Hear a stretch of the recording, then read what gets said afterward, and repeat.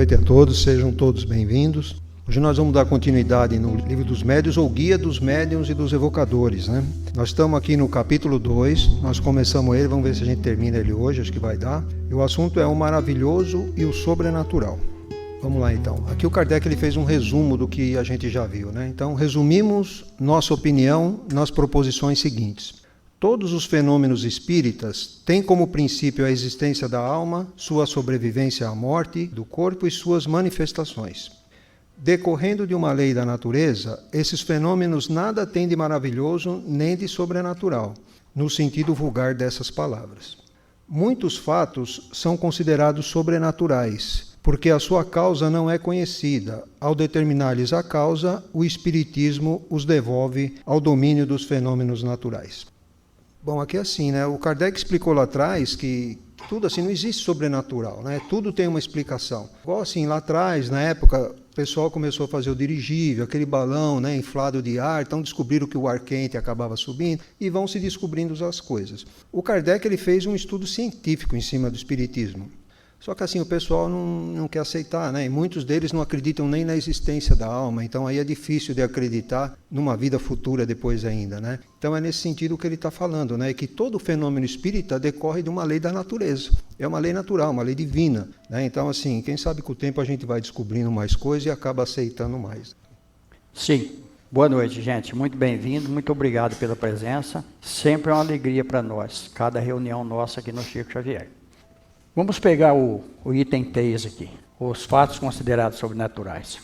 Até hoje, nós que estudamos o Espiritismo, nós que estamos dentro do Espiritismo há algum tempo, nós ainda não compreendemos muitas coisas que acontecem no Centro Espírita. Por exemplo, principalmente em termos de vidência, porque a gente tem um pouco de vidência, tem um pouco de percepção, então muitos instrumentos que são trazidos ao Centro Espírita pelos espíritos superiores, para fazerem determinadas curas até dentro do centro, transposição de energias de uma pessoa para outra, dentro do centro. Na nossa reunião aberta aqui, a gente vê muito isso. Nós não conseguimos ainda entender e não conseguimos muitas vezes explicar. O médium é alguém que às vezes ele não consegue explicar o que está acontecendo com ele. Por exemplo, às vezes a gente tem medo e não sabe do que tem medo. Eu tenho muito medo. Do que você tem medo? Não sei. Olha como que nós estamos difícil ainda de entender as coisas espirituais. Então o Espiritismo veio esclarecer. A partir do momento que nós começamos a desenvolver as nossas percepções, nós começamos a ter mais equilíbrio na nossa vida. E nós sabemos que toda percepção ela é um estado alterado de consciência, que pode ser provocado e que também pode ser espontâneo. Mas isso durante esse livro é fantástico. Nós vamos ver que no desenvolvimento do livro, nós vamos compreender muitas coisas que às vezes está dentro disso daqui que eles consideram como maravilhoso, como sobrenatural. Não existe mistério, nós já comentamos aqui. Para a doutrina espírita não existe mistério. Por isso que a ciência, porque é uma ciência que nós vamos entender através da investigação e através das coisas lógicas. Nós não devemos acreditar porque alguém fala para nós. Nós vamos analisar aquele fato e dentro do nosso conhecimento, dentro da lógica, nós vamos então discernir aquilo que se é correto ou se não é. Porque o médium também pode ser muito enganado, mas nós vamos no decorrer do livro. Entre os fatos qualificados de sobrenaturais, o Espiritismo demonstra a impossibilidade de muitos e os coloca entre as crenças supersticiosas. Embora o Espiritismo reconheça um fundo de verdade em muitas crenças populares, ele não aceita absolutamente que todas as histórias fantásticas criadas pela imaginação sejam da mesma natureza. Então, julgar o Espiritismo pelos fatos que ele não admite é dar prova de ignorância e desvalorizar por completo a própria opinião. O Kardec aqui tinha muita questão, e até hoje a gente tem. A pessoa não estuda o Espiritismo, né? E ele fala que uma ciência como o Espiritismo, uma filosofia, demanda tempo para você conhecer. Não é passar o olho que a pessoa conhece. Então, ele tem que determinar que vai estudar, que vai conhecer, para daí ele poder emitir uma opinião. Mas o que acontecia e o que acontece hoje, a pessoa não estuda e ainda fala mal, né? Fala, não acredito, por quê? Mas porque eu acho que não quer acreditar e sai falando mal, por quê? Porque não estudou direito, não sabe. Eu mesmo já falei com o Norinho, a gente vê tanto absurdo assim na internet mesmo, no YouTube, gente falando no YouTube, e aí quando você começa a ver as explicações que ele dá, você fala, meu Deus, por que não vai estudar? Vai conhecer, não é bem isso, né? Então, assim, é o que acontecia lá atrás também, né? Então, a pessoa, ele fala que tem que estudar e demanda tempo para estudar, para conhecer, para depois emitir alguma opinião, contra ou a favor. E olha que coisa interessante, as coisas elas vão acontecendo à maneira que nós vamos evoluindo na Terra. Muita gente fala, se eu conhecesse o Espiritismo antes, não, tudo vem na hora certa, há tempo para tudo, isso está lá atrás, no Eclesiastes, lá no Velho Testamento. Então, olha que coisa interessante, muitas vezes, uma superstição, ele prejudica muita gente. Quando a gente passa a acreditar em determinado médium, nós vamos falar dos médiums, eu sempre comento aqui, não vamos crer porque o médium falou, nós vamos ver a situação do médium. O que Jesus fala? Não se colhe figo de espinheiro. Vamos ver o comportamento do médium. E se a gente, estou falando do médium, tanto homem como mulher. Se a gente quer saber quem é o médium, vamos entrar em contato principalmente com a família. Porque ontem nós comentamos aqui no Evangelho segundo o Espiritismo. Existem muitas pessoas fora de casa que são santas. E dentro de casa são um terror. Então vamos ver o comportamento, porque semelhante atrai semelhante. De acordo com a nossa conduta, vai ser as nossas companhias. Então, quem duvida de Chico Xavier? Ninguém. Por quê? Porque o exemplo dele, aquilo que ele fez. Então, é aí que nós vamos conhecer verdadeiramente. Nós nunca vimos o Chico Xavier fazer uma premonição, a não ser com alguns amigos. Eu tenho algumas experiências com o Chico Xavier. É diferente da pessoa vir na televisão e ficar falando bobagem na televisão. Vai acontecer isso, vai acontecer aquilo. O futuro a Deus pertence. Nós podemos chegar no futuro, mas para isso nós precisamos ter condição. Para terminar o resumo dele, a explicação dos fatos admitidos pelo Espiritismo, de suas causas e suas consequências morais, constituem toda uma ciência e toda uma filosofia que exige estudo sério, perseverante e aprofundado. O Espiritismo só considera críticos sérios aqueles que estudam o assunto com paciência e profundidade, possuem conhecimento sobre o tema e não se baseiam em ficções literárias da ciência. Esse crítico ainda está para aparecer. É aquilo que eu comentei, né? Sim. Então, assim, está para aparecer. O camarada não estuda, só fala mal, porque, às vezes, até para não ir contra o que ele pensa, né? Sim. Ele acredita em algum... O cientista mesmo, né? Eles, às vezes, acreditam em alguma coisa, ou eles sempre partem de um pressuposto. E, de repente, eles não acreditam naquilo. Sim. E não vai contra eles mesmo. Aí vem uma parte do orgulho deles também, né? E nós vemos a evolução da ciência. Muitos cientistas se enganaram. Isso está no Livro dos Espíritos. Que às vezes um homem ele vem para trazer um determinado conhecimento e depois ali há um progresso. Nós vimos toda uma sequência progressiva dentro da ciência. E por que o Kardec colocou isso logo de início no Livro dos Médiuns? Porque esse livro ele abalou as estruturas da França quando ele foi lançado. Por quê? Porque estava trazendo uma informação correta, um discernimento, uma coisa lógica para os fatos que aconteciam. Olha para vocês verem que coisa interessante. A gente se depara muito com isso dentro do próprio centro espírita. Por exemplo, quando um espírito chama uma pessoa, ele chama uma vez só. Então, muitas vezes a gente vê a fantasia, porque o médium também ele fantasia. Eu conversei com uma médium, que ela é médium há muito tempo, ela falou, olha, é uma coisa interessante, eu tenho um pomar de limão, eu gosto de dar exemplo, tem um pomar de limão, e o espírito fala, fulana, fulana, fulana, é mentira. O espírito só chama uma vez, fulano, e depois ele espera um tempo para chamar de novo. Por quê? Porque não existe meio para que o espírito se comunique sem o médium. Para atuar na matéria, o espírito precisa da matéria. Ele tem que ter um médium para fornecer energia para ele poder se manifestar. Muitas vezes o médium nem sabe que ele está fornecendo essa energia, mas o espírito usa. Vamos lá. Falando em ciência, né, que eles têm que voltar atrás, hoje está tendo uma discussão muito interessante na internet. E você vê cientistas de várias coisas, por causa do telescópio James Webb, eles foram fotografar a galáxia bem distante, né? Então aquela história do Big Bang, tem uns que estão questionando e outros afirmando. Então você vê a briga, a discussão com eles. Para eles voltar atrás do Big Bang, se caso não aconteceu, vai ser difícil, mas vai ter que voltar atrás, porque o James Webb está mostrando uma coisa. Então eu vejo às vezes dois cientistas discutindo, é muito bom. Sim. Eles não conseguem identificar os buracos negros. Que são os buracos negros? Não? Fluido cósmico universal, que está no Livro dos Espíritos, no Livro dos Médiuns, na Gênesis, em todas as obras do Kardec.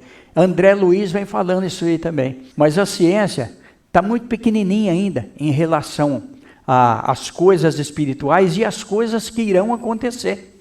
Eu já comentei aqui de algumas experiências que eu tive nos anos 80 de materialização. Hoje, inclusive, eu estava conversando com um médico, que eu fui um médico hoje, a gente tem muito contato, conversando com ele a respeito disso daí. Aí ele passou algumas experiências que ele também teve, em termos de materialização. Mas é um assunto fantástico, que a gente poderia. Tivemos também experiência com transcomunicação.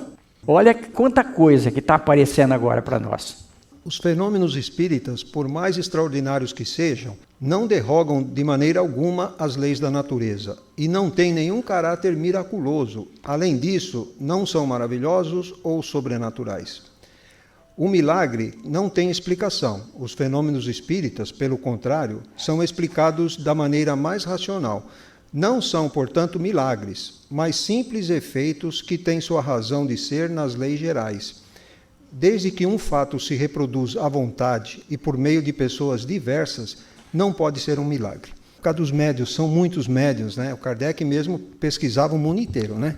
Ele mandava uma pergunta para uma série de médiuns, né? Não era um só. Nem o Norinho falou, não dá para confiar, ele mesmo fala. Então ele mandava para um monte de médium para ver a resposta, né? E esse fenômeno se reproduzia uma série de pessoas, assim como hoje. Então não pode ser milagre, é milagre para um, para o outro, para o outro, para o outro, para o outro, né? Então, assim, não é bem isso, né? E ele fala que não tem explicação. Os fenômenos espíritas têm explicação, têm fundamento, e ele mostra, né? Depois, mais para frente, eu vou falar um pouco do magnetismo que ele fala lá, mas depois eu vou deixar um pouquinho mais para frente. A ciência faz milagres todos os dias aos olhos dos ignorantes. Eis porque antigamente os que sabiam mais do que o vulgo passavam por feiticeiros. E como se acreditava que toda a ciência sobre-humana era diabólica, eles eram queimados. Hoje que estamos muito mais civilizados, basta enviá-los para os hospícios. Vamos pegar aqui um exemplo do Galileu Galilei. Na época do Galileu Galilei, 1630, por aí, 1600 alguma coisinha lá, todo mundo falava o seguinte, que a Terra era o centro do universo, e o Sol, tudo girava em torno da Terra. Daí o Galileu inventou o telescópio. E aí ele começou a descobrir que não era a Terra, que não era o Sol que girava em torno da Terra, mas sim os planetas que giravam em torno do Sol. Bom, ele foi quase foi para a fogueira, ele foi para a Inquisição, ele teve que negar isso, aí no fim parece que ele ainda falou, mas que gira, gira. Ele negou, como é que falou isso, né? E hoje o que a gente sabe, que não, ele falava que o Sol ficava parado e que os planetas giravam em torno. Hoje a gente sabe que nem o Sol fica parado, o Sol dá volta na Via Láctea todinha. Demora não sei quantos milhões de anos lá, mas ele está em movimento, ou seja, tudo está em movimento.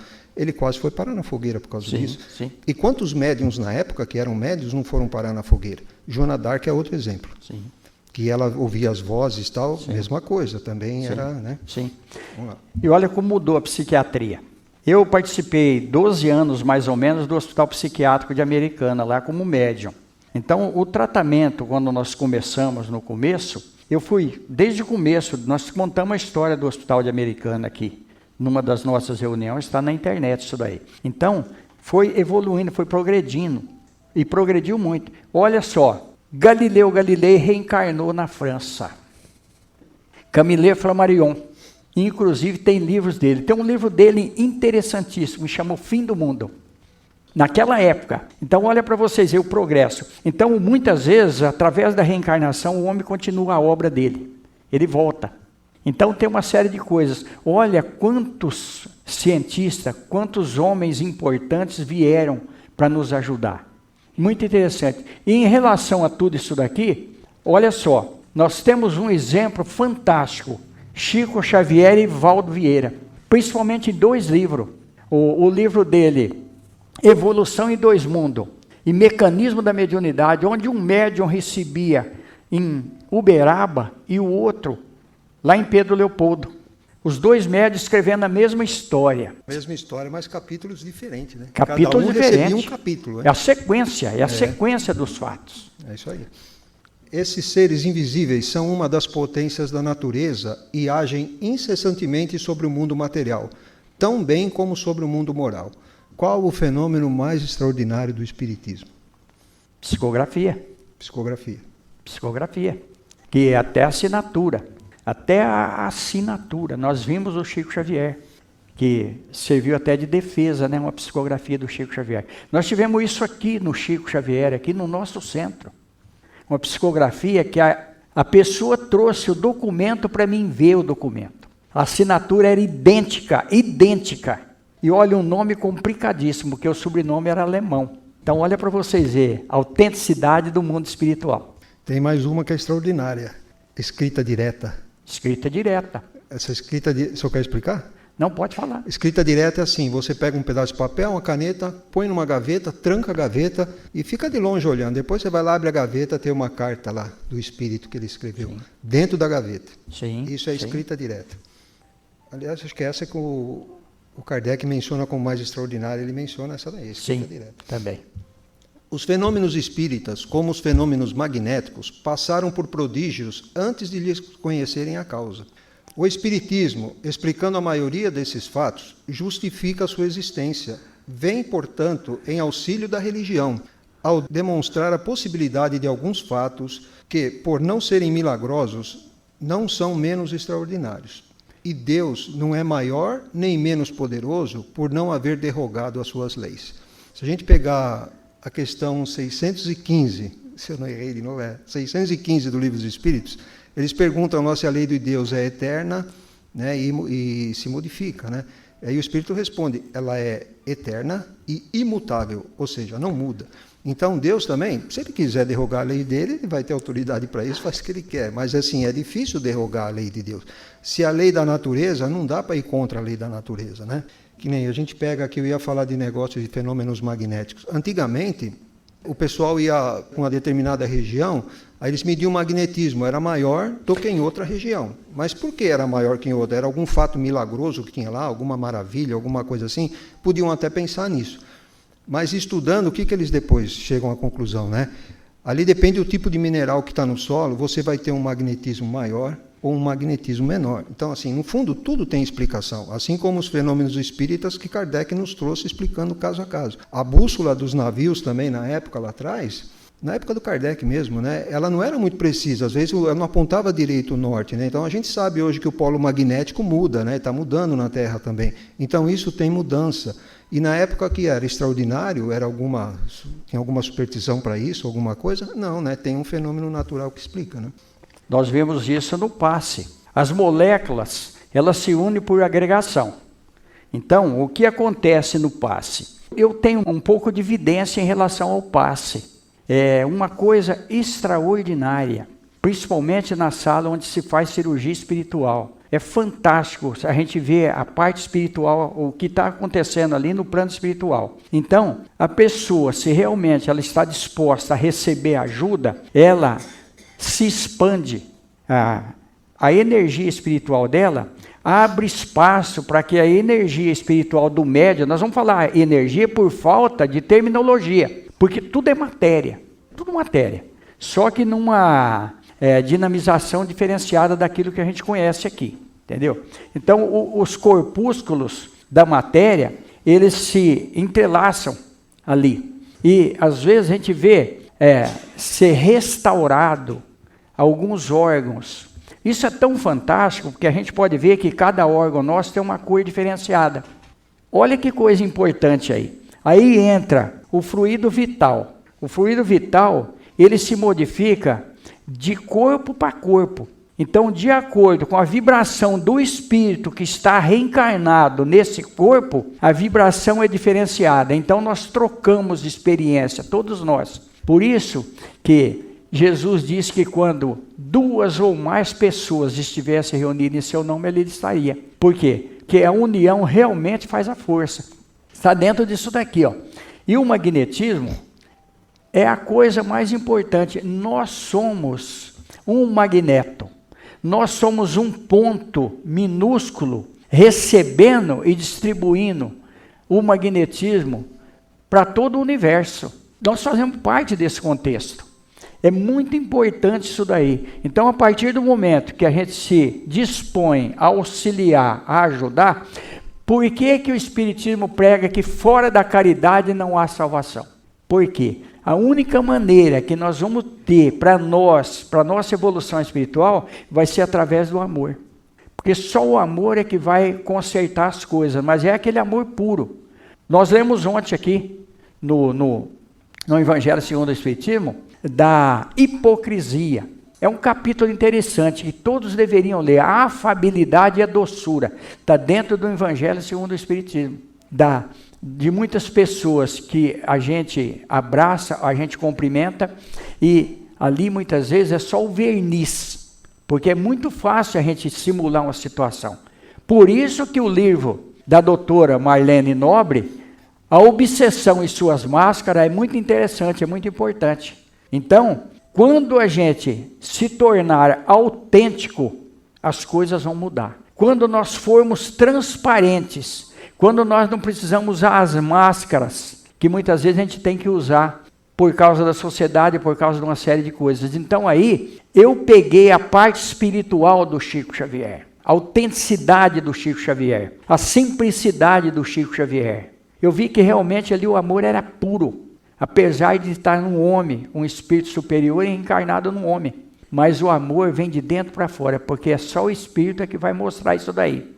Então, certa situação faz com que a gente camufle muitas coisas. Mas, quando se trata das coisas espirituais, o assunto é muito sério. É para a gente pensar. Esse livro é fabuloso.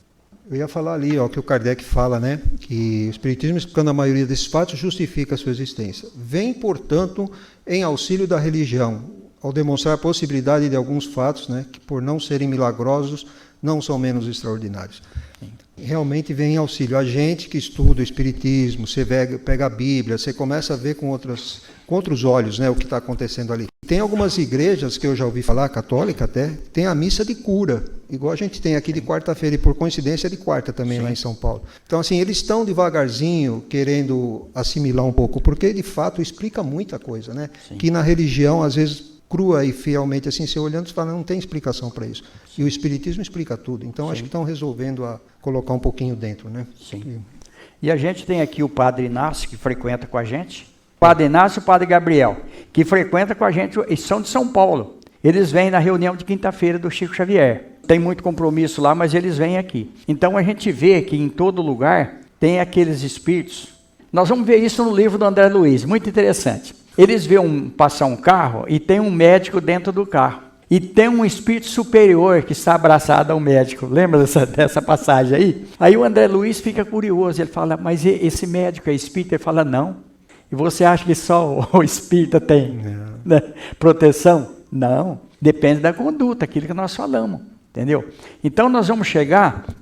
Olha que Jesus fala. Haverá um só pastor e um só rebanho. Haverá muitas doutrinas, porque é necessário, porque nós estamos em graus diferenciados de evolução. Mas só haverá um pastor e só um rebanho. Por quê? Porque nós vamos nos envolver mais em termos de conhecimento. Não vai ter como negar a reencarnação. Já comentei aqui anteriormente, através da impressão digital, a reencarnação vai ser confirmada cientificamente, sem contestação. Porque a impressão digital é a marca do espírito. Não existe duas pessoas que têm a mesma impressão digital. O que vai acontecer? A tecnologia, nós já temos cartão, temos tudo aí. Já vamos encerrar já. Através de um cartão de identificação, por exemplo, eu hoje estou reencarnado Nourinho. Eu vou reencarnar daqui não sei quanto tempo, eu vou ter o arquivo meu dessa encarnação atual. Quando eu reencarnar novamente, vai comparar a impressão digital e vai bater. Então aí está confirmada a reencarnação. Cientificamente, já tem muita coisa que confirma a reencarnação, mas não vai ter como a ciência fugir. Não tem como. Assisti só essa para a gente encerrar, o Divaldo Pereira Franco comentando um negócio, que ele tem dó de quem é materialista, de quem não acredita em nada. Que ele fala que está na idade da pedra, porque não tem como a gente negar hoje. Principalmente que a física quântica chegou aqui. Isso é que vai revolucionar tudo. Mas é assunto para a gente ir desenvolvendo. Vamos encerrar. Agora a próxima, acabamos o capítulo 2, vamos para o capítulo 3. Vamos falar sobre método, né? Começamos a semana que vem. É um capítulo longo também, né?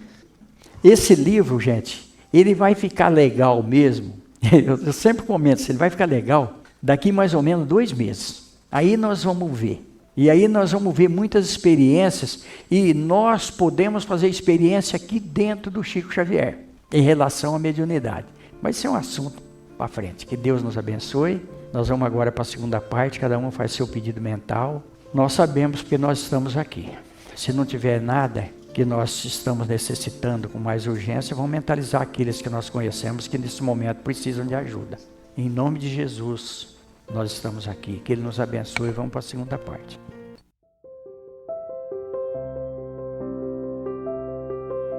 Gente, e olha como que nós estamos ligados às coisas materiais e muitas vezes nós não entendemos as ajudas espirituais que a gente tem. Uma família, eles iam começar o evangelho no lar. E eles foram conversar com o Chico Xavier. Aí chegaram para o Chico Xavier e falaram que ia começar o evangelho no lar. O Chico falou, graças a Deus. Aí o Chico Xavier recebeu uma informação do plano espiritual. Falou, eu tenho aqui uma informação para vocês. Quando completar 6 anos que vocês estiverem fazendo o evangelho no lar, se vocês forem perseverantes e tudo, Jesus vai trazer uma novidade boa para vocês, um prêmio. E aí eles começaram a fazer o evangelho. Quando completou 6 anos, eles nem dormiram direito, foram dormir meia-noite, esperando Jesus trazer para eles a surpresa. Quando eles levantaram de manhã, tinha entrado um ladrão na casa deles, tinha roubado tudo, inclusive um diamante de muito valor que eles traziam guardado, escondido. Aí eles foram lá no Chico Xavier. Chegaram no Chico Xavier e falou, Chico, você falou que 6 anos a gente ia receber um presente de Jesus. Ele falou, e vocês receberam. Como? Aquele diamante foi instrumento de muita morte, de muito crime.